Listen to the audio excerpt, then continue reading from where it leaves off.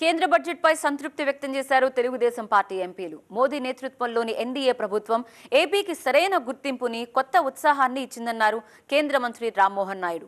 కష్టాల్లో ఉన్న రాష్ట్రాన్ని ఆదుకోవాలన్న చంద్రబాబు విజ్ఞప్తికి అనుగుణంగా బడ్జెట్ నిధులు కేటాయించిన కేంద్రానికి కృతజ్ఞతలు తెలిపారు.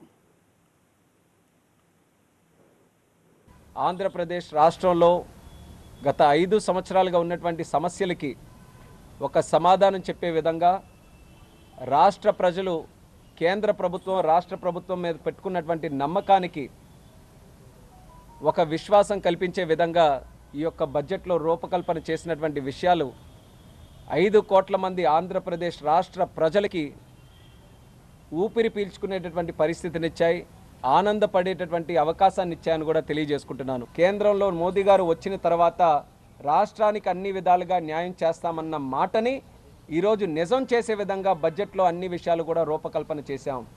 బడ్జెట్లో సుమారు 15,000 కోట్ల రూపాయలు మన ఆంధ్రప్రదేశ్ రాష్ట్రానికి వారికోస్ వెయిన్స్ వ్యాధికి కేవలం 30 నిమిషాల్లో చికిత్స. కాల్ చేయండి 9989527715. ఒక గౌరవాన్ని ఇచ్చేటటువంటిది, ఒక అడ్రస్ కల్పించేటటువంటి రాజధాని మన అమరావతి. దానికి 15,000 కోట్ల రూపాయలు స్పెషల్ ప్యాకేజ్ కింద కూడా ఈరోజు నిర్ధారించడం జరిగింది.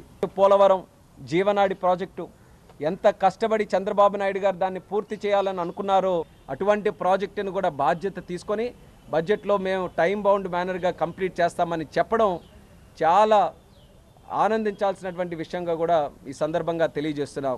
ఈరోజు ఆంధ్రప్రదేశ్ రాష్ట్రానికి సరైనటువంటి గుర్తింపు, సరైనటువంటి గౌరవం, సరైనటువంటి నిధులు కూడా ఈరోజు కేటాయించి బడ్జెట్ ద్వారా ఆంధ్రప్రదేశ్ రాష్ట్రానికి ఒక నూతన ఉత్సాహాన్ని, నూతన విశ్వాసాన్ని కల్పించినందుకు చాలా ఆనందంగా ఉందని కూడా ఈ సందర్భంగా తెలియజేస్తున్నాను.